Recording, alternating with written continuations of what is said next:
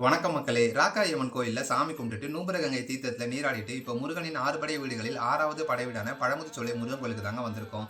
முருகனின் 6 படை வீடுகளில் முதல் படை வீடான திருப்பரங்குன்றமும், 6வது படை வீடான பழமுதிர்சோலையும் மதுரையில தாங்க அமைஞ்சிருக்கு.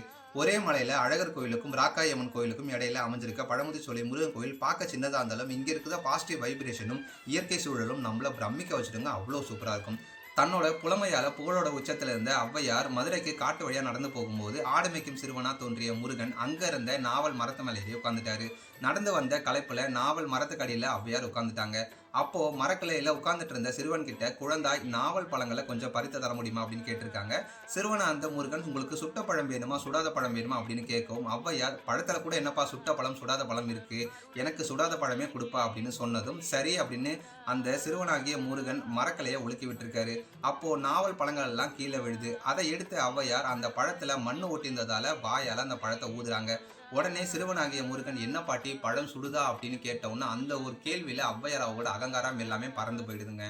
உடனே தன்னை சிந்திக்க வச்ச இந்த சிறுவன் நிச்சயமா மானுடன் இருக்க முடியாது அப்படின்னு குழந்தாய் நீ யாரப்பா அப்படின்னு கேட்டதும் மரக்கிளையில் இருந்த சிறுவன் முருகப்பெருமான் தன்னுடைய சுய உருவத்தை காட்டி ஔவையாருக்கு அருளிருக்காரு. இப்ப நான் சொன்னல அந்த நாவல் மரம் இதுதாங்க பழமுதிர்சோலை முருகன் கோயில் பக்கத்திலே அமைஞ்சிருக்கு.